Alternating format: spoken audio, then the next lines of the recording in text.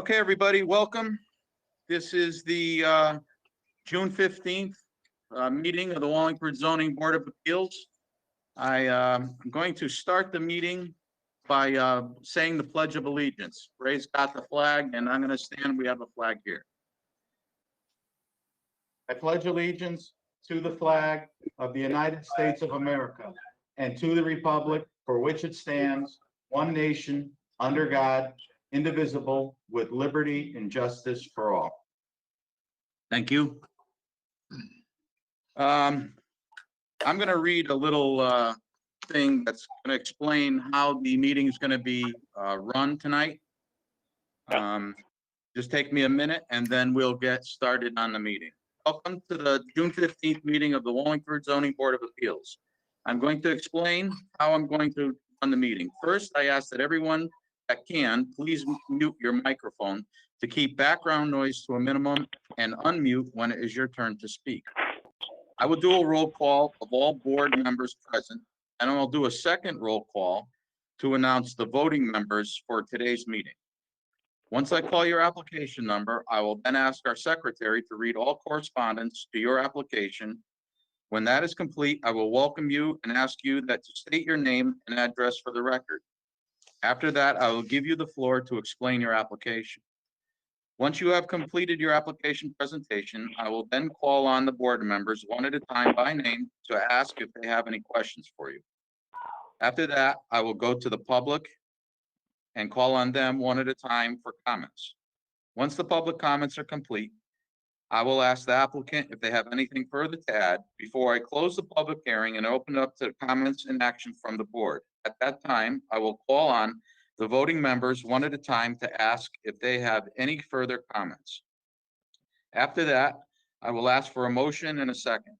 Then I will run a roll call vote from voting members, then present the results to the applicant. Anytime during the meeting, if anyone has something further to add, you can use the chat feature or raise your hand and I will call on you. So that's pretty much how it's going to be run.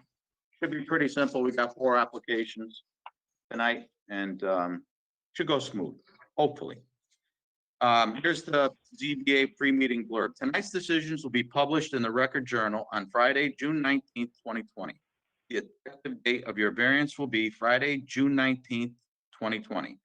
The date a certified copy is recorded on the land records. The statutory 15-day appeal period will expire on Sunday, July 5th, 2020. If you commence operations and/or construction during the appeal period, you do so at your own risk. Okay, so tonight, the members that are here, and again, I am going to go from we're used to sitting when we're in council chambers. From my right, I have Sam Carmody and Tom Wolfer. Then Ray Rise is here, and we have Lou Sherwinski, Bob Parisi, Karen Harris, and myself, Joe Russick, as the chairman. Voting members tonight will be Sam Carmody, Tom Wolfer, Lou Sherwinski, Ray Rise, and myself. So that's how it will roll. And if everybody's ready, we will start. So the first application is 20-009, variance request side yard from McCarn at 19 Pearson Drive. Mr. Secretary, do you have any correspondence? Yes, Mr. Chairman. For variance request 20-009, variance request for side yard McCarran 19 Pearson Drive. Applicant proposes a 445 square foot addition to the rear of the dwelling. Said addition extends the southern building line. Existing dwelling is conforming, in parentheses, predated the inception of zoning, encroaching in side yard by 6 inches. Expansion of building line requires variance for a side yard of 19.5 feet where 19.5 feet exists and 20 feet is required in an R18 zone. Along with that, there is correspondence dated June 8th from the Department of Public Utilities that relates to this application as well. Thank you, Mr. Chairman. Thank you, Lou. Appreciate that.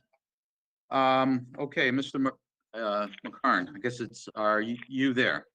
You please unmute your microphone. There you go. Yes, I'm here. Welcome. Please state your name and address for the record. Sean McCarn, 19 Pearson Drive. Okay, welcome. Could you please explain your application? Sure. So the existing building on the side of my house, I want to go out a little further for a living room. And so the 20-foot boundary is short by 6 inches on the existing house. But one issue we kind of had with the survey was that some of my driveways in my neighbor's yard, and then some of my next door neighbor to the left, their garages on my property. So I think the boundary issues are not completely true. I think my neighbor to the right of me has an original marker that they never went off of. So I think in reality, I'm like 10'6" closer than I need to be. But yeah, that's basically where we're at. Okay, so you're gonna just add on to the back of the house. You're gonna continue the same dimensions as what the house is, but just add on in the back. Correct. Okay, and just a question, what's the addition gonna be for? Living room, a family room.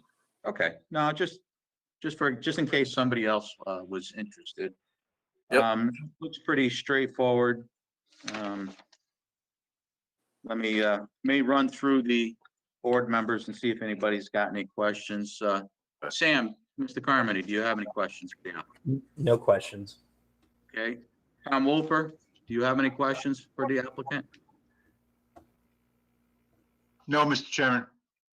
Thank you. Ray Rise, do you have any questions for the applicant? The only thing I have is something I might want to ask Amy. He's right here, go ahead. Amy, what about coverage on the actual piece on this parcel? If I'm not mistaken, there are 2 sheds, one shed towards the right rear of the property and one to the left. How does this conform with the coverage? He's compliant with coverage with all outbuildings and existing dwelling and his proposed structure. The only thing encroaching is that side yard, which is why the 1 variance request. Okay, thank you. That's all I Thank you. have. Thank you, Ray. Lou, do you have any questions?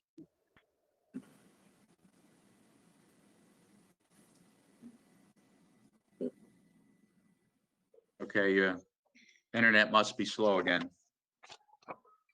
Bob Parisi, do you have any questions for the applicant? No, Mr. Chairman. Thank you, Bob. How about you, Karen? Do you have any questions for the applicant? No. Okay, thank you very much. Okay, Mr. McCarn, I'm going to open it up. If there's anybody here from the public that would like to speak in favor of this application? Don't hear anybody here to speak against this application.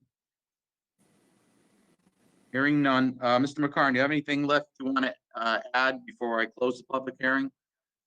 I don't think so. Okay, thank you very much. Okay, I'm going to close this public hearing and open up for motions and discussion by the board. Mr. Chairman, I'll make a motion that we approve the various requests for the side yard of 19.5 feet. Excuse me a minute here. I got to get rid of this. Okay, I'm sorry. That's all right, Ray. Approve the variance request for the side yard of 19.5 cubic feet where 50 feet is required to construct a 24-foot by 18.5-foot addition to the rear of the dwelling at 19 Pearson Drive, as shown in the improvement location survey, February 13, 2020, and general location survey, Warren Family Trust, February 10, 2020. Subjected to the comments of the Water and Sewer Division from Eric Kruger, Senior Engineer, dated June 8, 2020. Thank you, Ray. Okay, got a second? Second. Who seconded that? This is Lou. I dialed in so I could get the audio working better. Okay, thank you. All right, so we got a second. I'm gonna go for a roll call vote. Sam Carmody, Yes to approve. Tom Wolford, Yes to approve. Ray Rise, Yes. Lou Sherwinski, Yes, to approve. and I approve. I say yes to approve. Your application has been approved, Mr. McCartney. Thank you very much. Okay, have a good night. Enjoy. All right, next application is 20-011 for a special exception request for a customary home occupation for Bartone at 43 South Elm Street. Mr. Secretary, do we have any correspondence? Yes, Mr. Chairman, in regards to application number 20-011, special exception request, customary home occupation for Bartone, 43 South Elm Street. Applicant seeks customary home occupation of 144 square feet on the second floor for massage therapy at 43 South Elm Street. This office has concerns that off-street parking may not be available. On-street parking is not an option for fulfilling any parking requirements, nor is parking in such a manner as to prevent residential occupants from accessing off-street parking. Applicants should demonstrate hours and number of clients at any given time and how that relates to provided off-street parking. Thank you, Mr. Chairman. Thank you, Lou. Thank you very much. Okay, Ms. Bartone, there you go. Please state your name and address for the record. My name is Jill Bartone, and my address is 43 South Elm Street in Wallingford, Connecticut. Thank you. Could you please explain your application to us? I would like to do massage out of my home. Can you guys hear me okay? Because I can hear a lot of feedback. Yeah, hey, Lou, maybe you should mute is your phone muted, Lou? No, hold on. That might help. Thank you. Okay. Okay, I'm thank you. sorry. Go ahead. No, that's okay. That's okay. So I am, my business was shut down due to the coronavirus going on. The state had shut down massage therapy. I could no longer afford to rent a space, and I decided to turn one of the rooms into my house into a massage room for when the state reopens and allows me to start massaging again. So I'm located on South Elm Street near the YMCA, and I do have a private driveway for clients to park in. And I only see, it's just me. So it would only be one person at a time. And I'm only planning on doing the hours from 8 a.m. to 3 p.m. just while my kids are at camp or at school. It's going to be a very, small undertaking. It's not going to be a major business or anything. It's just something to make extra money while my kids are at school and camp. Okay. And how many clients do you see a day? That would vary. When I had my own business, I would see anywhere from 3 to 5 people a day, sometimes 1. It all depends. My schedule changed pretty regularly because people would book appointments last minute or people would cancel last minute. It depends on the time of year, whether it's summer vacation, whether it's Columbus Day, or, there's an ebb and flow in terms of people booking. Right. And this house is a 2-family house? Yes, sir. 2-family. And where do the people for the first floor park? In the driveway. But my father works full time. He's still working even though he should be retired. So he's gone during the day. And my mother is semi-retired. She works part-time as a lunch lady at Pond Hill. Right. Because reason why I ask about parking is one of the main things hurdle you have to climb over with this type of application is parking. Yes. And you get down on that part of Elm Street, there's streets normally, there's cars parked there because it's all multifamily in that. Yes. Yes. And so there is usually a lot of cars on the street in that section up to the YMCA. So I do have a concern about that, and I really, I'm struggling with it fitting in with the neighborhood. I really am. I'm just being honest. I'm sorry, you said fitting in with the neighborhood? Yes, ma'am.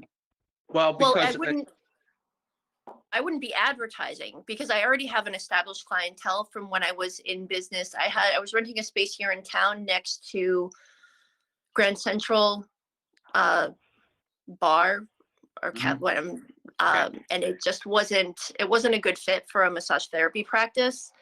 Right. And then I had moved to Hamden and I was there a month, and then the health department shut down all massage therapy businesses, and I couldn't afford to pay the rent if I wasn't working. right, I understand that part. It just, you're saying, 1 to 5 clients a day, which, and that's for yours. And if we approve this, my problem is we approve this, it stays with the property. So somebody else moves in there and decides to do it, and they have 15 clients a day, and the parking is, I am struggling, but I'm just one person. And I'm gonna pass it around to the rest of the board members to see what everybody else has to say. Sam Okay. Carmody, do you have any? Oh, go ahead. I'm sorry. Go ahead. No, Sam, I'm sorry. No, I said 1 to 5 people a day, but on average over a week's time, I'm only doing, maybe 10 to 15 people a week when I'm actually operating. It's not like I'm doing 5 people every day, 7 days a week. It fluctuates, but on average, I usually massage anywhere from 10 to 15 people a week. So it's not like I'm doing, 35 people in a week. Okay. So, Sam, do you have anything you'd like to ask the applicant? No, thanks. Tom Wolford, do you have anything you'd like to ask the applicant? Yes, Mr. Chairman. Ms. Bartone, Yes. in a perfect world, you said that your father and your mother both have jobs and are gone during the day? Yes, sir.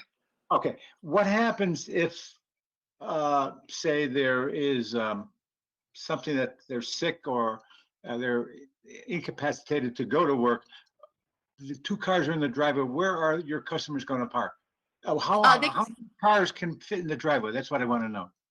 3 cars can fit in the driveway without obstructing the sidewalk. Okay. And I don't park in the driveway. Okay. So you're saying you see 1 client at a time?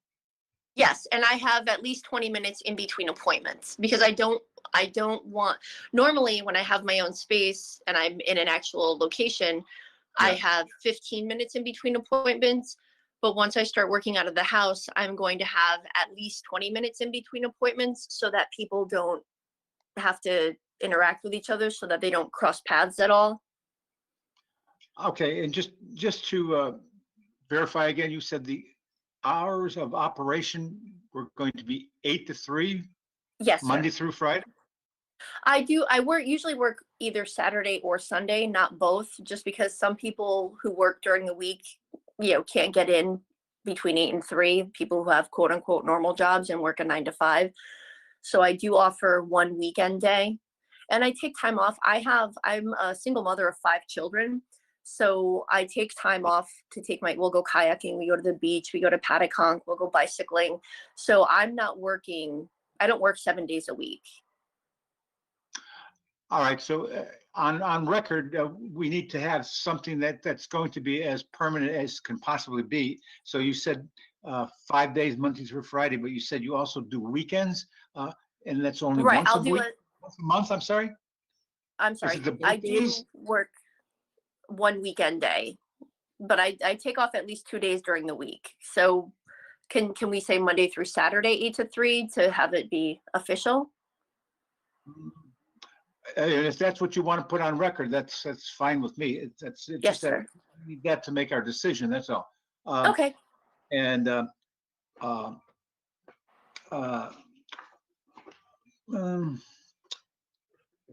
is this, I should say, hold on.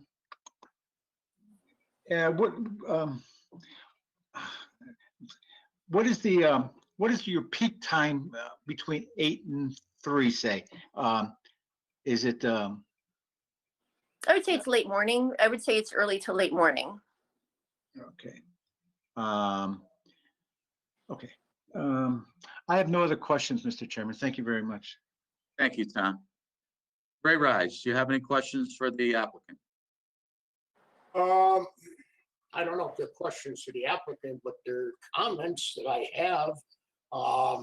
Maybe someone else can help me out here, but is this similar to a couple of the other operations that this commission had voted against in the past, such as the operation off of Main Street up in the north end of town, where we had someone who put an application in for a beauty salon, which wasn't going to generate a lot of traffic. And then there was another application that was brought up for a exercise in the same area. And both of those were voted against because of being in a residential type of neighborhood. Now, is this, maybe this is a question to Amy, is this a residential type neighborhood, Amy? Yeah. Mr. Rice, it absolutely is a residential neighborhood, but this is a permitted use by special exception as a customary home occupation if it meets the criteria that you, as the board, determine. So perhaps without speaking to those earlier special exceptions that may have been denied, I don't know the particulars, but you have lateral room to make sure it conforms to the needs of the neighborhood, to the parking needs and driveway, might I add, and without a point of order as well. We can't offer stacking in a driveway as parking. There has to be drive aisle. We can't have to move somebody to get somebody else in. So, or park behind somebody. So those are the types of things you're looking at. So, and again, I can't speak to the reasons for denial on the other ones. Perhaps there was neighborhood resistance that plays in. You have a discretionary reach to make sure it hits all those points, but it is a permitted use in a residential neighborhood as a customary home occupation via this means. It's your determination. But if we approve this, this would basically set up a precedent. Again, this is an approved use by the process being special exception. If you find it hits the points where it's not disruptive to the neighborhood, it fits into the neighborhood. And as Chairman Russick has already said, it does follow the land. It does not follow the individual. So this will be on the land records granted to that parcel in that location for that use, that particular use, to whoever lives there. So again, it's the board's decision to make sure that you find it appropriate. That just because it's permitted by special exception does not mean it's a by right Right. use. You have to, you need to make the determination if you find it hits the points that qualify it as suitable, if you will, and appropriate in the area it's in, on the parcel it's in the neighborhood it's in.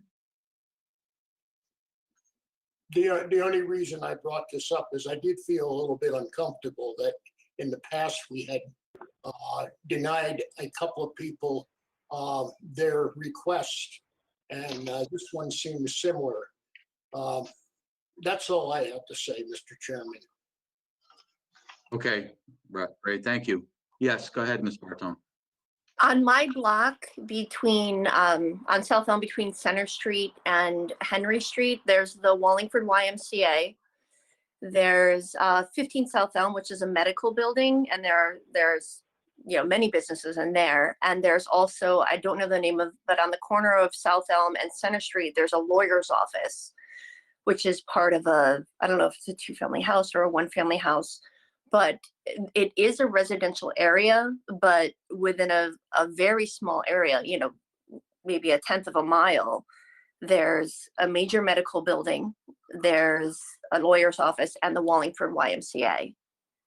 Okay, Thank So you. it's not like it's a private residential area. Thank you. I'll continue on with the board members, see if anybody else has any questions for you. Lou Shawinski, do you have any questions for the applicant?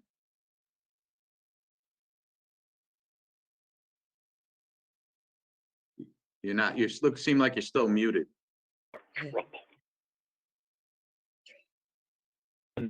So, sorry about that. I was on mute.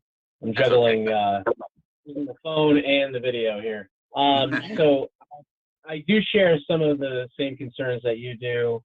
I would like to make it work. You know, a single mother of 5, and obviously her business has been affected by the pandemic. I do have a question maybe that Amy might be able to chime in on. So what we rule on follows the property, right? So if Ms. Bartone sells the property, this use continues with the property. But is there any way for us to perhaps put some sort of constraint on it, such as, you know, there can only be a certain amount of people per day, per week, or I would also say if this was to be approved at any given time, so that if the property was to be sold, that you couldn't say have another person purchase the property and have 3 massage therapists in there with, you know, 3 clients. I don't know if that's possible. Mr. Shawinski, first of all, absolutely, this follows the land. First and foremost, not an individual. So the next property owner would be able to avail themselves of the same service, the same customary home occupation, if you will, in the same space at the same address. Yes, to your second sort of question or second part, you may add conditions of any sort. If the applicant is willing to accept those conditions, such as hours, such as number of clients, such as days of the week. That is certainly in your purview, and I would add them as conditions of approval, but those conditions will also follow the land. So the next person would have to follow those same conditions.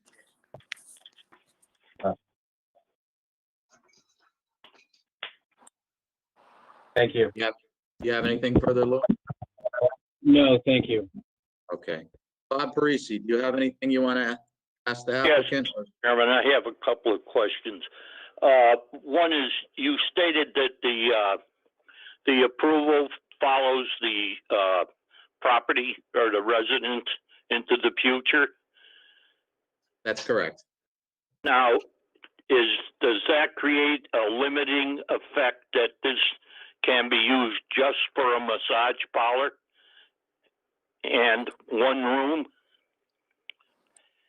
Well, that's a question that you have a good question. It still can be used as a residence, but they have the option of using it as that 1 room as the massage room. I understand that. So could they come to the ZBA for a change of usage or to extend it further? They could try, I would imagine, sure. Okay. That's one thing I was concerned about. The second thing is, now, as I understand it, about an average of 3 clients a day. Now, if someone got there early, which I usually do for my doctors, about a half hour, what would they do? Sit in their car and wait, or is there a waiting room? First of all, there's no waiting room. And second of all, with the state regulations for massage therapists and massage therapy centers, just like with doctor's offices, clients/patients have to wait in their car. I would have clients text me when they arrive. Doctor's offices, I know, have clients call. They have a certain number that they call when they arrive, and then someone comes out to greet them. And that's what I would be doing as well. Even I used to work at Massage Envy in Milford, and they're not allowing waiting rooms. The state is not allowing waiting rooms for massage therapy. People have to wait in their car, and then they're called when it's their turn to come in. So I would be following the same protocols. that, you know, the protocols that the Connecticut Department of Health has given everyone to follow for massage therapy. And just so you know, massage parlors not really used anymore by massage therapists. They're massage therapy centers. Just so you know, to be, you know, politically correct, massage parlor is more of like that place that's over by the train station with the open sign that flashes. I'm sorry, I didn't get that. No, that's okay. Never mind. Oh, there was something about a massage parlor by the railroad station. Did I hear that right or not? She was using that as a description of what she does. That's not what she does. Oh, she doesn't have room. That's true, Bob. All right. Well, all you need is a bed for a massage parlor. You don't really need much room. Yeah, I guess so. Well, I've never been to one, so I can't say. Thank you, Mr. Chairman. Thank you, Bob. Aaron Harris, do you have any questions for the applicant? Yes, I do. Thank you. So Jill, you mentioned your parents. And so I Yes. just wondered, do they live with you on the second floor or are they the first floor tenants? They're the first floor. My family has lived here for 45 years. It was originally my grandparents on the first floor, my parents and I, my siblings here on the second floor. And over the years, my parents moved downstairs. 4 years ago, I moved into the upstairs with my children. So it's a two-family house, but one family lives here. And this house is being, you know, when my parents eventually make their transition to the other life, this house will be mine. And I am not going to sell it ever. You know, this is our home. You know, we've been here for so long. It's a wonderful location to raise a family, to raise children. So yes, my parents do live here, but not with me. So that's what I was getting at. I was wondering if they perhaps the owners or if it was family owned. And so I assume you have no objections to this from the first floor tenants. Correct. Yes, the first floor tenants are my parents, who are the homeowners, who also signed the application. My mother, Penny Russo, signed the application. Gotcha. Thank you. Thank you. The second question I had was concerning the waiting room. And I know you said that the clients have to wait in their cars, but that's just during COVID-19, correct? You know, you're not going to have them, there's not going to be any policies or regulations that say they have to wait in their car once COVID-19, you know, limitations are limited. Correct, but nobody knows how long that's going to last. Nobody knows how long, you know, the governor and the state of Connecticut, how long the CDC guidelines are going to be in place for massage therapy. Once they're lifted and people no longer have to wait in their cars, they're going to, because I have 20 minutes in between appointments, I'm also going to be doing home visits as well. So it's not like I'm going to always be working out of the house. I offer people in-home visits as well. But when people do come to the house, because of it's going to be at least 20 minutes in between appointments, there'll be no reason for someone when they arrive to have to wait in their car. And you know, in the past, I have let clients know, don't arrive early, because when I had this space over on Quinnipiac Avenue next to Grand Central, there was no waiting room either. So people, you know, I would let them know, you know, don't arrive more than 5 minutes before your appointment time, because I didn't have a waiting room. So and like I said, the clients that I have, I've been working on for anywhere from 1 to 9 years. So they know not to come early. And if perchance somebody recommends a client to me, I let them know not to arrive early. Okay, thank you. That was it. Thank you very much. Thank you. Thank you, Karen. Okay, so that's everybody from the board. I'm going to go out to the public to see if there's anybody here from the public that would like to comment. Is there anybody in the public that would like to speak in favor of this application? Anybody here to speak against this application? Hearing none. do you have anything you'd like to add before I close the public hearing and open it up for the board for discussion and possible action? I would just like to say that I'm not looking to change the outside appearance of my home. I'm not looking to turn it into a retail space. I'm looking for a way to earn income while still being home for my children, still being, part of the Wallingford community and doing it in a legal way. I don't want to turn this into a business in terms of, a sign and changing the residential appeal of the neighborhood.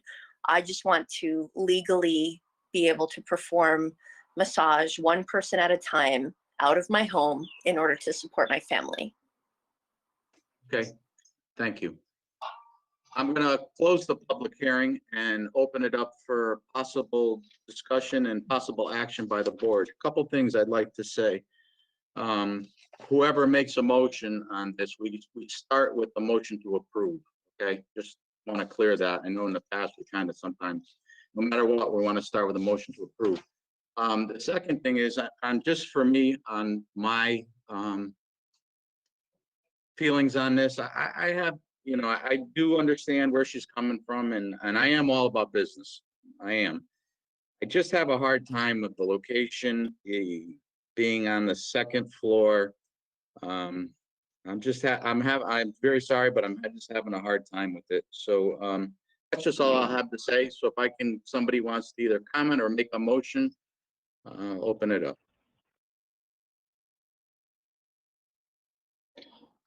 Mr. Chairman, if I may, through you to staff, I gather from the letter that Jill has provided for us, the entry and the exit is in the same location. Is that correct? Yes. Is that permissible, Amy? It's permissible from our standpoint, of course. Any modification that's going to, first of all, there'll be health approval that will, need to happen here as well. But any modifications interior wise, outfit, space will certainly, be an issue or be raised potentially by building official and fire marshal. So I can't speak to what they would approve, but from a zoning perspective, one means of entry is not within your purview as the board here regarding granting this. Certainly accessibility can be a factor, but it's not a denial grounds because there's not. Is it still a requirement of the applicant to have the fire marshal and building inspector sign off on this before she begins her business, if it should get approved?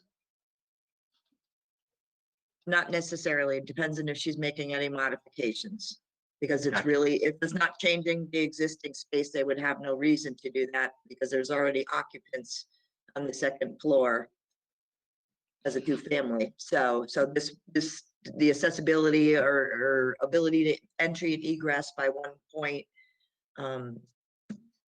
is already there. The health department will have to make sure she subscribes to her health provisions at this location. Thank you. Thank you, Mr. Chairman. Okay, thank you.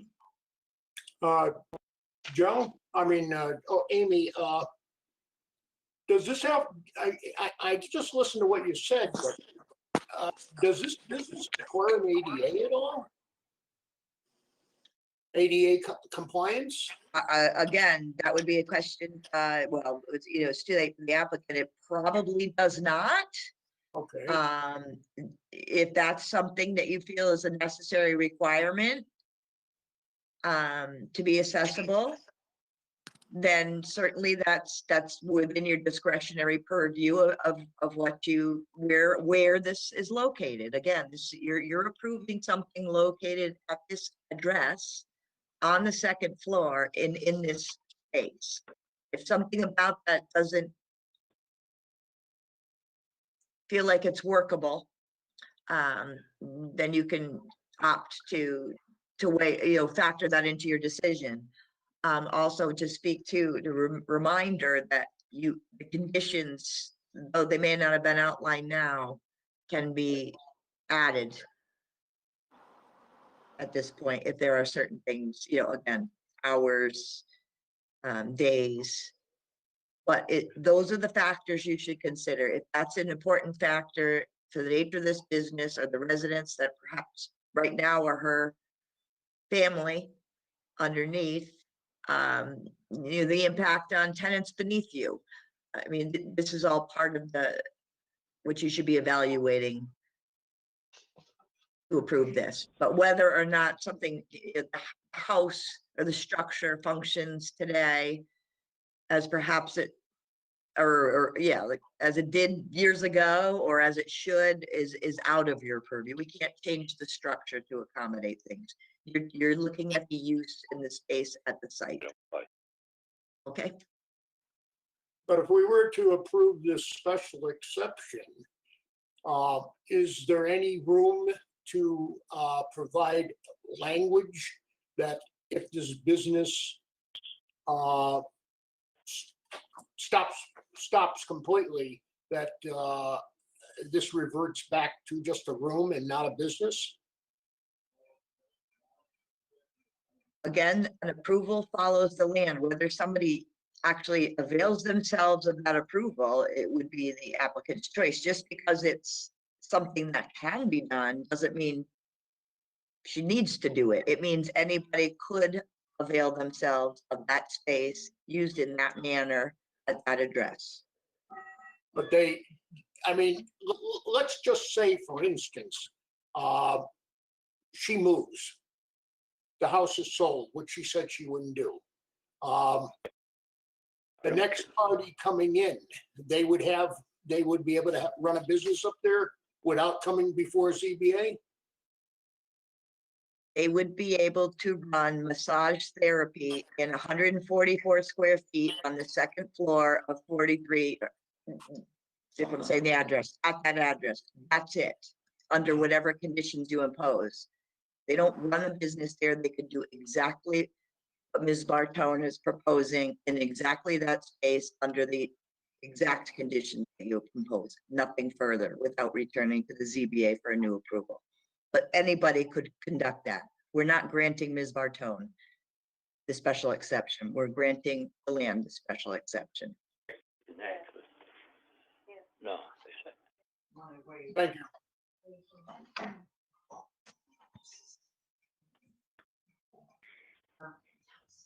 So still waiting on a motion, or if anybody's got any further discussion. Mr. Do I Chairman? make a motion or does it have to be a board member? No, board member. Oh, Did I make comments? Mr. Chairman, Yes, Bob. may I make another comment? I've closed the public hearing and it's just up to the voting members now, Bob. Okay, thank you. Mr. Chairman, make a motion to approve the special exception request for customary home occupation massage therapy of 144 square feet on the second floor at 43 South Elm Street as per submitted plans received on May 12, 2020 from Jill Bartone. Hey, just I'll a side note, second. Tom. I'm sorry? Hold on a second. Did you want to add any times of operation? Oh, for the Want to condition. amend that? I'm gonna amend that. Give me a minute here. I gotta write this down. Hold on a second. Sure, no problem. I apologize on that. No, no problem. Just want to get it right the one this time, that's all.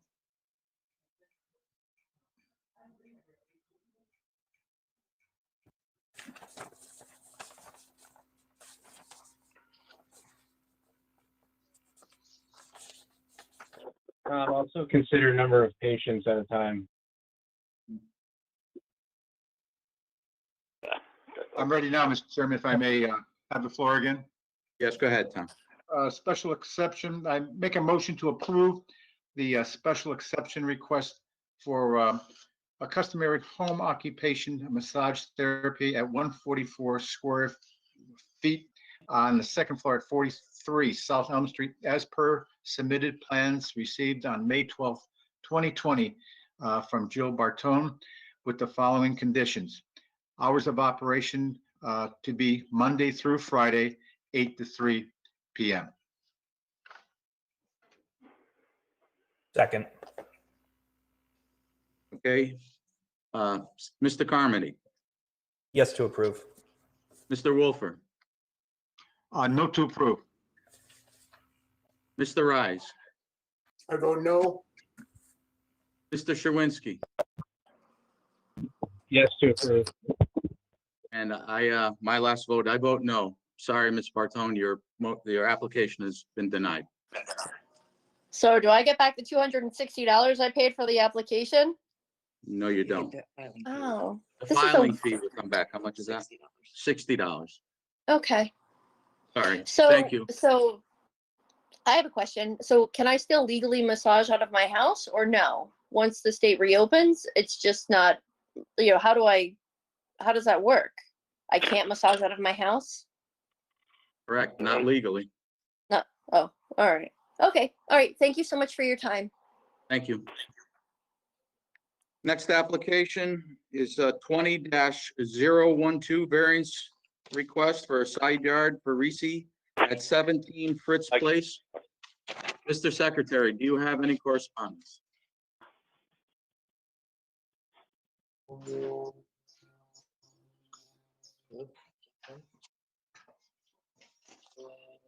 Oh, did you unmute? Sorry, again. Yes, Mr. Chairman, in regards to application number 20-012, variance request, side yard, Ritchie, 17 Fritz Place.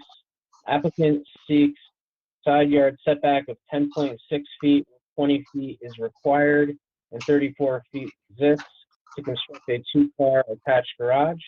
Applicant will also need to procure a wetlands permit as the location of said garage is within 50 feet of a stream / watercourse / wetland. Options exist to erect a compliant garage, such as a detached garage of the same size located to the rear of the building, the dwelling, or an attached garage of a smaller size. Surrounding parcels appear to have either detached garages or single-car attached garages that are compliant. With compliant options available, this request appears to lack any hardship. This office suggests conditioning any approval on securing companion wetland permit. There is also correspondence from the Department of Public Utilities, Water and Sewer Division dated June 8th, 2020. Thank you, Mr. Chairman. Thank you, Mr. Secretary. Welcome. Please state your name and address for the record. My name is Frank Ritchie, 46 Chimney Sweep Road. I'm speaking on behalf of my mother, Nancy Ritchie, 17 Fritz Place, for the variance request. I request to be designated as a presenter. I just saw the share screen pop up. Good evening. I'd like to thank the honorable board for their time. I'd also like to thank the town staff. Amy and Aaron have been fantastic throughout the process of answering questions and kind of taking me through this. So I kind of have a little bit of a very short presentation, and I'd like to share my screen about 5 times to just show you pictures in the neighborhood. I've never used this platform. I'm used to Zoom, so I'll apologize if I fumble through it a little bit. I'll have at it.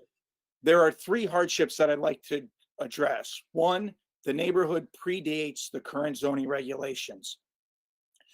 And one of my mother's concerns, of course, as all of our concerns is preserving the character of the neighborhood and the property values, which I believe this variance absolutely does. And lastly, the safety of our senior residents. And I'll explain why the town suggestion fails to take into account the safety of my mother. I'd just like to share my screen to show you what the house looks like in the drawings with the approval. So let me see if I can muddle my way through this. If you could tell me if you could see the screen, I would appreciate that. We see it. Okay. So as you can see here, it's a very tasteful 1-car garage in the position of the current driveway. Is there a way for me to stop sharing my screen? Let's see if I can. I can't see the screen. There you go. I'm back. I Sir. can't see. This is Lou. I can't see the screen. Is there something I need to do here? I feel like I'm a pretty technological guy, and I'm having all kinds of. There it is. Okay. Thank you. Okay. Somehow So we got I it. tried to take it down. I'm not sure if it went down or not, but I will just go from there. So with the drawing of the house, so Aaron came out from the town to look at the site, and we wanted to make sure that this was in the realm of what is possible and practical before we put my mother's money up for the 8-2 study. And Aaron said it's practical and we should be all set. We have no issue going before Wetlands Commission, as it's not a wetland, it's a water course for drainage from Grove Street, and it's dry during parts of the summer. So it's for stormwater. If you look at the current zoning requirements of a 20-foot setback from the side property lines, the community, the street demonstrates overwhelmingly that most, if not all, of the houses on the street are not in compliance, and either at one point got a variance from this very board, or they were built before compliance took place. If I can click on photo 2, this is the house that's directly across the street from my mother's house. Are you able to view that? We got part of it. Yeah, that's just the side part of the garage. Yeah, I'll click on a full view picture, but this is just to show you where the grass is cut. The neighbor was kind enough to cut the lawn to show the difference from the property line because he supports this variance. It's about 6 feet to 8 feet to the property line. I will shut that down and show you a full picture so you have full context. So here's the full picture of his house, but without taking a picture from the side, it could look further. If you look at most houses, while some of the side yards are more than 20 feet, if you look at almost every house that I've seen, and I only just estimating from the car, I can only see one where it didn't look like at least one of the side yard was less than 20 feet to the other neighbor's house. Out of the 13 houses on my mother's side of the street, her home is the only one without covered parking. There are 3 attached garages, and again, estimating from my car, they're within 6 to 8 feet of the property line. If I could show you figure 3, here's a home at 47 Fritz Place, the same exact side of the road as my mother's. This very board approved a variance for them to have a not 2-car garage, a 3-car garage, and a family living space, which we support because it kind of fits in with the character of the neighborhood.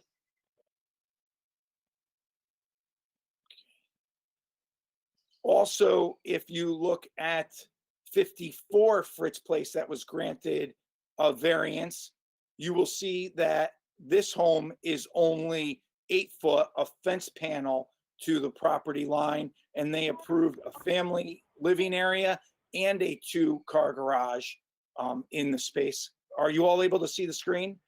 Yep. Okay.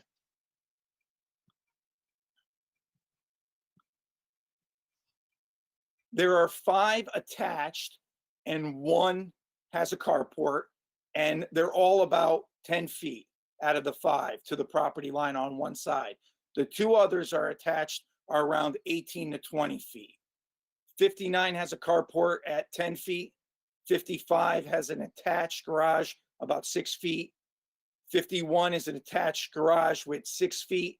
47 is an attached garage with 6 feet. 43 is attached, it's about 18 feet. 39 is detached, it's about 12 feet. 35 is attached, it's about 12 feet. 25 is attached, it's 18 feet. 19 is detached in the backyard of what our town officials were alluding you to, and it's about 5 feet from the sideline.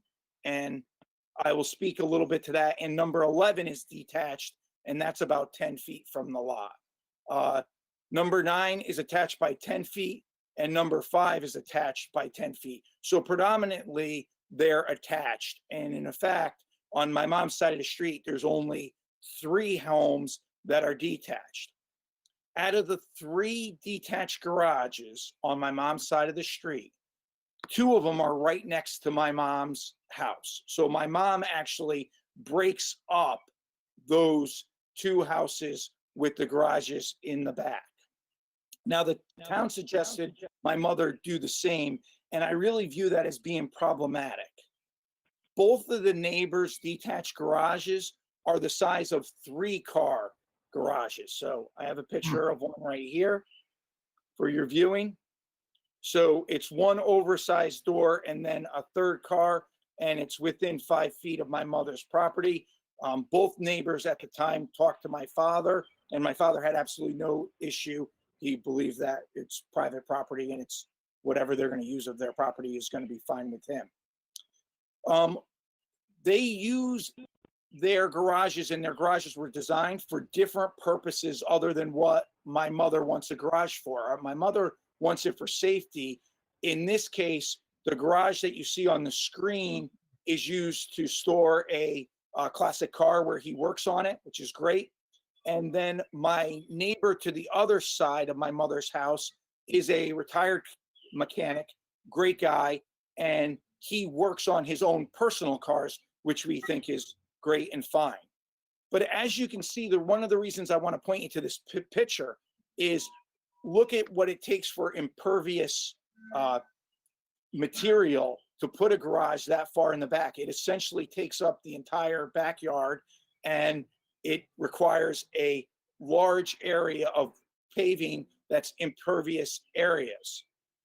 Both look appropriate for the neighborhood, but that's really only because they're separated by my mother's property. When you drive down the road, it's not a monolithic look. You have an offset garage way in the back. And then on the other side, this is a picture of the other neighbor's garage. Can everybody see that? Yeah, Yes, we can. is it the brown? Yeah, so this is the garage in the back with the green shutters, and it's 5 feet from the property line.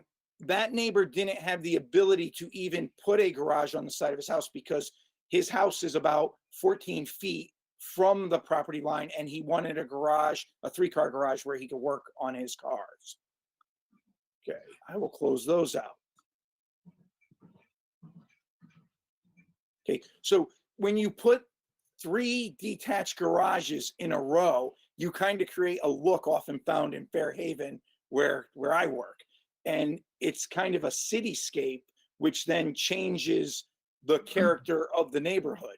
Right now, it's separated and it still looks great. But if you put 3 of those houses, you're essentially paving 3 backyards all together.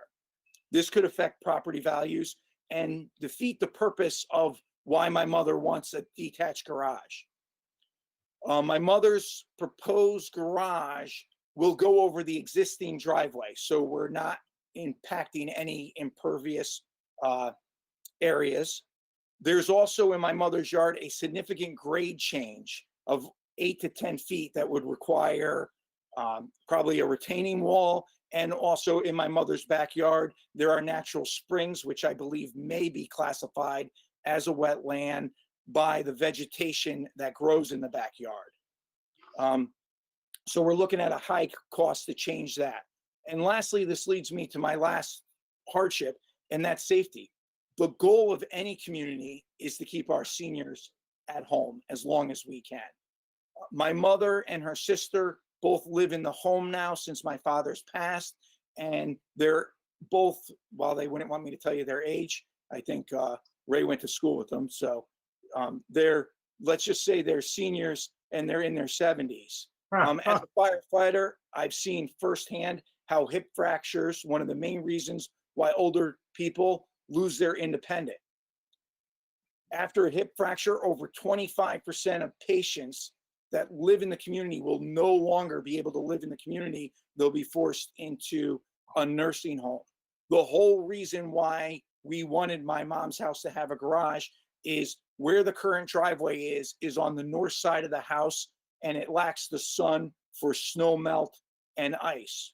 When my father was alive, there was no need for a garage. My father was meticulous. He made sure the driveway was phenomenally clear. Now she's got to rely on her sons and grandsons. You know how that's got to be. So we do go over and we do clean her driveway, but we're never going to be as meticulous as my father, who passed away.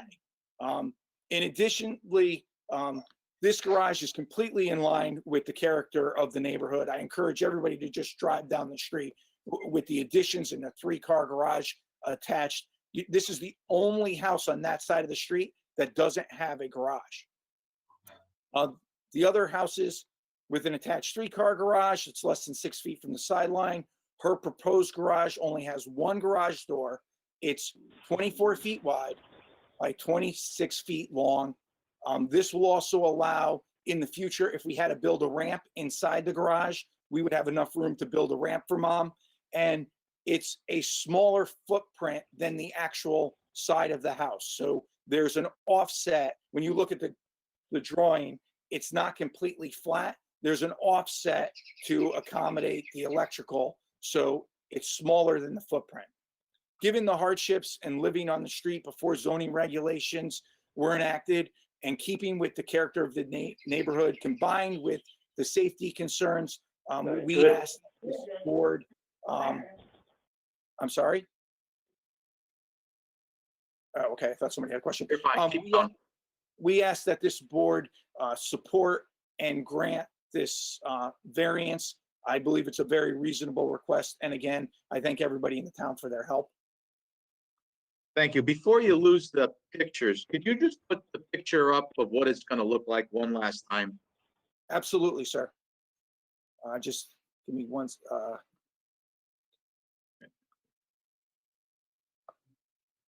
Yeah.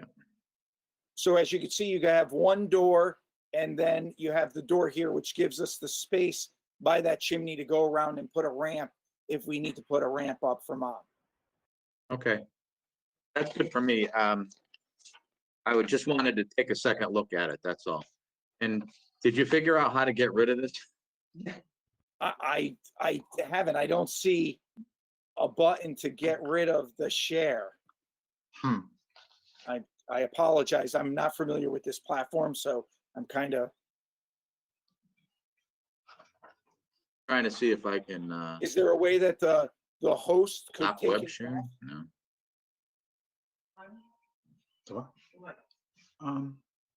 No, don't dismiss him. No. Well, we'll leave it up there for now. Anyhow, okay. Now on the north side of your mother's property, there is that little brook or whatever, correct? Correct. There's a water course that is connected to the storm drain that drains water from Fritz Place and drains water from Chimney Hill. And it's not, when Aaron came out, that's why we had Aaron come out first to make sure she was okay with it. It's a steep drop. So from the edge of where the garage would end, that 24 feet from the house, I took a tape measure, and from the start of where the drop is for that water courseway is exactly 15 feet. Okay. And so I know you want to attach it to the house, but did you look at setting it back a little bit? Well, we looked at setting it back as far as we could with the grade, and that accomplishes the front of the house being aesthetically more pleasing. It also accomplishes not having to move the electrical. But if you moved it back any further, that's where on that side of the house, the grade drops. And if it's detached, there's really no reason for us to put a garage on the house. The only reason we're getting her the garage is because me and my brothers basically forced her. Is I'm just worried about her falling, is essentially. Right. So how much do you think if, say from the back corner of the house, back 26 feet, how much do you think the grade drops? approximately? I'd say at least 10 feet because the deck that's attached directly to the end of the house, you can walk completely under. Okay, all right, very good. I'm gonna go to the board and see if anybody's got any questions for you. Sam, do you have any questions for the applicant? No questions. Thank you. Mr. Wolford, do you have any questions for the applicant? No, Mr. Chairman, but just a comment. Mr. Ritchie, have you ever considered marketing yourself out as a part-time presenter? A well-presented application, sir. Thank you very much. Mr. Wolfer, I really appreciate that. No, all of you are giving your time to be on planning and zoning, which is a thankless job. So I figured the least I could do is try to come here prepared for you. Thank you. Mr. Rise, do you have any questions for the applicant? No, I don't. That was a great presentation. Let's move on. Thank you. Mr. Sherwinski, do you have any questions for the applicant? No, I'll echo everyone else's point about it being a great presentation. My father actually just fractured his hip, so I I understand. Thank you. Mr. Parisi, do you have any questions for the applicant? No comments. My compliments to Mr. Ritchie for his presentation. Thank you. I think he's thinking of a second job. Karen Harris, do you have any questions for the applicant? Yes, I do. Thank you. Great presentation. I thought it was really comprehensive. I have just two questions. Since this is based on safety for your mother, I wonder, does your mother still drive? Yes, my mother and my aunt both drive. They're both very active, and our goal is to keep them that way. So your aunt lives there as well? Is that it? Yes, when my father died last year, my aunt moved in with my mom so that she'd have somebody with her. It's been a blessing for the family. Gotcha. Okay. Then my other question just is, I understand this is a two-car garage. I don't know if I think you can classify it maybe by zoning regulations as a two-car garage. I live on Chimney Sweep Road and I have pretty much the same exact setup. It's not really a two-car garage because they build it as a two-car garage when cars were, well, I don't know, cars were always big, but I can't fit two cars side by side. My mom and my aunt both have two small cars. They could fit them side by side even if I put a ramp there, but it's the door is a single door to keep with the character of the neighborhood. Okay. So have you considered just putting a one-car garage there instead of the two? And then would you not have the right amount of setup? Even if we made it smaller, we still wouldn't have the proper 20 feet set off. So keeping with the neighborhood and then going down the street and seeing a three-car garage and a family addition to move over, a family addition and a two-car garage, it actually will hopefully increase the property value and add to the tax base of the town of Wallingford. I'm not 100% clear, but I believe a attached garage is taxed at a higher rate than a detached garage. I'm not sure, but I think it would keep up and help the value of the neighborhood, not hinder it. And then my last question actually is for Amy. Is Amy, she's still there? Sorry, I muted her for a second. So Amy, my question is do we know, is it true that most of those garages are non-compliant? Because, I drove it yesterday and, in the notes, it said that they were compliant. And I thought, well, this would be the only home that wasn't compliant. To that end, not to be the buzzkill, it was a fabulous presentation, but it was quite erroneous in its facts. Those detached, first of all, folks are allowed a 3-bay garage by right today, 936 square feet. So that's not a variance. That's a by right allowance. Where it's located varies and how it's compliant. A detached garage If it's 100% behind the building line of the home, so behind the furthest point of foundation, maybe 5 feet off the property line to the side and rear. In the 80s and late 70s to early 80s, the zoning regulations allowed attached garages to be 5 feet from the side property line. So we're kind of looking at apples and oranges with our examples. However, well stated.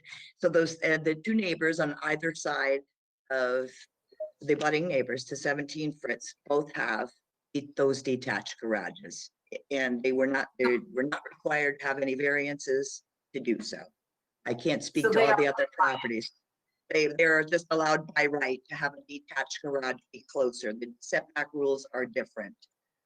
So the suggestion was made by staff that when there is, as much as we can respect, certainly, and relate in my own family, certainly as well, to the needs of our aging population, our family members, the hardship is with the land. It's not with individuals. It's very hard to remove the people out of the equation, because again, just like in all the earlier applications and the applications to follow, we're granting something that follows the land. So that's your as a board's decision to make. Mine as staff is just to give some points to note. And so my points to note are simply that each situation is unique. Not all those were variances. I don't know that any of them were, but I would have to look. However, speaking of the two abutters, for example, they're allowed to be where they're allowed to be without requiring a variance. And as is a 3-car garage is allowed by right. If you can place it in the correct location on your parcel, that's a by right area of garage. Hopefully I answered your question. Can I speak, please? 1 second, let's see if Karen's all set. I'll give you the floor again. Hey, Karen. Yes, I guess just my last question then for Frank is, if you wanted to be compliant and have the 20 feet, could you fit a 1-car garage there? Could you put a smaller structure in and have it be compliant? I don't believe that we could put a smaller structure in and it be compliant. I would like to just speak to the comment of Amy, and I respectfully reject her premise. Now, I might have been incorrect that a 3-car garage down the street that's within 8 feet of the property line and one that's a 2-car garage that's within 6 feet of the property line may not have needed a variance, because I'm learning new information that in the 80s, it was okay and you didn't need a variance. But what Amy does speak to is she confirmed that there are homes on the same side of the street as my mother's that are within 5 feet of the property line that have 3-car and 2-car garages. So what Amy is also telling you is that my presentation really isn't erroneous, that the fact is that it does keep with the character of the neighborhood. Because as you drive by, Karen, you had an opportunity to drive down. It's a great street. Nothing really looks out of place. And I think that trying to put a garage that's detached to the back of the yard will make that cityscape block, will pave a lot more of the thing. And I think it might even defeat the purpose of we probably won't even go for a garage, because it totally fails what we're trying to do with the safety thing, but it still comports with the character of the neighborhood by having it as an attached garage. Mr. Chairman, if Yeah, I no, may. go ahead. Just one last note. Character of the neighborhood is not the grounds to grant the variance. And nobody is disputing that it certainly is lovely and it fits in or whatever. So just wanted to make sure we note that there are apples and oranges, and each case has to be looked at individually, such as the era it was put in, under what circumstances. We're speaking of the regulations today, which do not permit garages being attached without complying with setbacks. Again, it's the board's decision, but no disrespect, nobody's denying that it is lovely. Your presentation is fabulous. I'm with the board there too. But just to make sure we have the factual information. Thank you. You all set? Absolutely. You don't need anything out there? Okay. Karen, are you all set? Okay, thank you. I'm gonna go out to the public to see if there's anybody to speak in favor. Is anybody here to speak in favor of this application? Anybody here to speak against this application? Hearing none. Do you have anything you'd like further to add? No, just the only thing I'd say is, given the fact that the neighborhood predates the zoning regulations, and then when they put zoning in, they allowed in the 80s for it to be within 5 feet, and the grade of the yard and the potential wetland that's known in the backyard for wetland plants and flowers and a natural spring, and the amount of paving that would be impervious that it would take, and it would defeat the purpose of having a safe area for my mom to get in and out of her car in the winter. I think that this board should approve and grant this variance, and I thank you for your time. Thank you very much. Nice presentation. Very good job. I think just before I close the public hearing, I just want to, I think you hit the nail on the head, because I'm pretty familiar with the neighborhood over there. I think part of your problem, hardship, is the land. If you put the garage in the backyard, it would be down in a hole. And to me, that would be part of your hardship. So at that point, I'm going to close the public hearing and open it up for possible discussion and action by the board. Mr. Chairman, I'd like to make a motion to approve application 20-012 variance request for a side yard of 10.6 where 20 feet is required to construct an attached 26-foot by 24-foot garage at 17 Fritz Place, as shown on zoning location survey prepared for Ritchie 2019 Living Trust dated March 17th, 2020, with the following conditions. That the applicant secure approval from the wetlands for construction. And secondly, comments that were listed in the memo from Water and Sewer Division, Eric Kruger, Senior Engineer, dated June 8th, 2020. Second, Mr. Chairman. Thank you. Mr. Carmody, Yes to approve. Mr. Wolfer, Yes to approve. Mr. Rise, Yes. Mr. Shawinski, Yes to approve. and I vote yes to approve. Your application's been approved. Thank you very much, and thank you for all your planning and zoning. Have a great night. Thank you. Boy, for a non-attorney, you did one hell of a job. So he doesn't like staff anymore. I'm gonna, all right, he's gone. All right, next application is application 20-013, variance request, parking for Generations PC 150 South Main Street. Mr. Secretary, do you have any correspondence? Yes, Mr. Chairman, thank you. In regards to application number 20-013, variance request, parking, Generations, obstetrics and gynecology, PC, 150 South Main Street. Applicant proposes changing the use of the first floor at 150 South Main Street from office use to medical office use. As a result, the parking requirement for the parcel increases by 6 spaces. Applicant is proposing a total of 22 spaces where 23 spaces are required. Applicant will need to follow with site plan approval from PZC.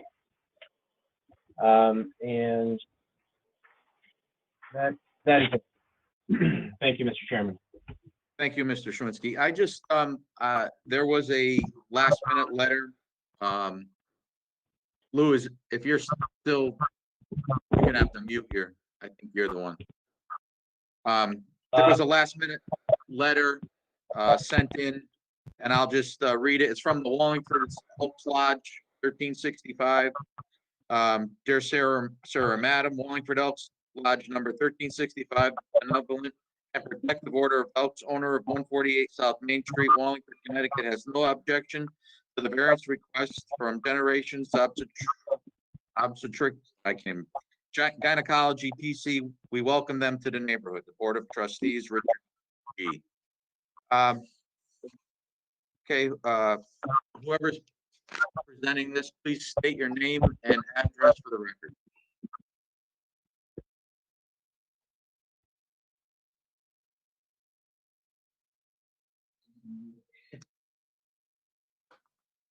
Thank There you. you go. Sorry, I was hitting the wrong button to try to unmute myself. Sorry about that. Good evening, Mr. Chairman and ladies and gentlemen of the commission. My name is Joe Porto. I practice law with Porto, Parisi, and Caldwell. Our office is located at 2319 Whitney Avenue in Hamden, and we represent Generation Obstetrics and Gynecology with regard to the variance application for 150 South Main Street. Just some quick housekeeping items. We sent, I believe, through a letter dated June 1 to staff the certificate of mailing that was sent to the abutters. I asked that be made a part of the record. The property falls in the Central Limited Business District. The property, as you will see in just a moment, is rectangular in shape with frontage, of course, on South Main Street. There presently exists on the site a two-story office building that is occupied by the law firm of Laughlin Fitzgerald. And I've been practicing for over 20 years. They've been there the whole time. And based on a conversation I had with their managing partner, I believe the law firm dates back to the mid-'80s and has been there since. The intent, of course, is to have the law firm move to the second floor, and Generation Obstetrics will occupy the first floor. The gross floor area for the first floor is 2,210 feet, which pursuant to your regulations requires or necessitates 15 spaces. The gross floor area for the second floor is 2,000 square feet. And for the law office, your regulations require 8 spaces for a total of 23. And we're able to provide 22. As indicated by staff, professional and medical offices are permitted in this zone, though site plan approval is certainly required. I would note that the exterior of the building will not change. The footprint will not change. The residential character that's displayed in the exterior elevations will not change. And the hardship is the topography moving easterly towards the rear of the site. The property drops fairly precipitously and significantly. With me this evening is John Schmitz of BL Companies, who is the project engineer, who will be able to go through the site plan with you in a little more detail. And then, of course, he and I will be available to respond to any questions the commission may have. Thank you. Hi, good evening. My name is John Schmitz. I'm a civil engineer with BL Companies, 355 Research Parkway, Meriden, Connecticut. What I'm going to do is share my screen and show you the site plan. Presenter? I gotta make you a presenter. Hold on one Okay. second. There, you should be all set. All set. Let's see, there we go. So you should be looking at a colored site plan of the site. South Main Street is on the left side of the sheet. You can see the rectangular brown building in the front portion of the site. The driveway comes in on the right side. The light gray area that you see represents the existing parking area today. The dark gray area to the rear, to the right-hand side, is the proposed parking, where we would be creating a new parking area to increase the number of parking spaces there. Today, there's roughly about 14, 15 parking spaces. So we're looking to add additional parking to get us up to the 22. The dark green area to the far right, which abuts the R6 zone, is a very steep area. Hello? Yep, go ahead, continue. Okay. And I just want to point out, so we're showing 22 spaces here. We do have one handicap space in the center of the site, and there is on-street parking allowed along the frontage of the property at South Main Street. That's pretty much a quick rundown of what the site looks like today. Okay.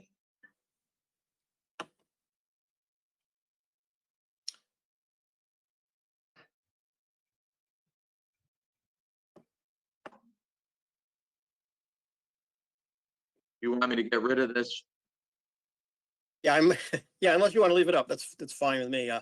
But I think we're happy to answer any Well, okay, so at this point, so you're gonna add, how many spaces did you said you're gonna add? You had 14, you're gonna get to 23, you're adding We're gonna get to 22? 20, right, so we're gonna add about 8 spaces. Eight spaces, okay. And is that the dumpster there in the corner behind, near the 3? Is that what that is? That's square? correct, Yeah, that's correct. okay, and and I know you're here for the parking spaces, but I'm just gonna, my question, it's gonna be all shielded and everything. That's correct. Okay, very good. Pretty much covered it. I mean, for one parking space, I really don't have a problem with it. I'm gonna ask the board if they have any questions. Mr. Carmody, do you have any questions for the applicant? No questions. Mr. Wolfer, do you have any questions for the applicant? None, sir. Thank you. Mr. Rise, do you have any questions for the applicant? No. Mr. Shawinski, do you have any questions for the applicant? No, Mr. Chairman. Mr. Parisi, do you have any questions for the applicant? No questions, Mr. Chairman. Thank you. Karen Harris, do you have any questions for the applicant? No, I don't. Thank you. Okay, I'm gonna go out to the public to see if there's any questions or to see if there's any people in favor or against. Is there anybody here from the public in favor of this application? Anybody here to speak against this application? Hearing none, I'm gonna get rid of this if I can. I guess I can't. I'm gonna close the public hearing. Do you have, well, before I do that, you guys have anything further you want to add for the applicants? No, From the applicant? thank you, Mr. Chairman. I think to remove it, I think, John, I think you have to share the screen back with the chairman, as I thought how that worked. Yeah, I'm looking to see if there's a, hang on, there we go. There you go. All right. Okay. There everybody is. No, the only other thing I would add, Mr. Chairman, if it's of interest to the commission, is that Generation Obstetrics has 4 offices: Hamden, New Haven, Guilford, in Wallingford. There would only be 1 doctor there. So there's I think a total of 6 doctors in the group, and 4 different locations. So not anticipating a lot of traffic, and certainly not beyond what is proposed in terms of the parking that's presently available on site. Okay, very good. Thank you. So I'm going to close the public hearing and open it up for discussion and possible action by the board. Mr. Chairman, make a motion to approve the variance request for 22 parking spaces where 23 spaces were required to allow for an addition of medical offices at 150 South Main Street per submitted plans, boundary survey map, land of the estate of Ed Hagman Laughlin dated March 3rd, 2020, and concept plan, proposed parking lot striping dated March 2020. I'll second. Okay, so we have a motion to approve. Carmody, Yes to approve. Mr. Wolfer, Yes to approve. Mr. Rise, Yes to approve. Mr. Sherwinski, Yes to approve. and I vote yes. Your motion has been approved. Your application's been approved. Thank you. Thank you very much. Welcome. I should, All right, since we've gotten through the applications, the next up is consideration of the minutes. Do I get a motion to approve the minutes for February 18th, 2020?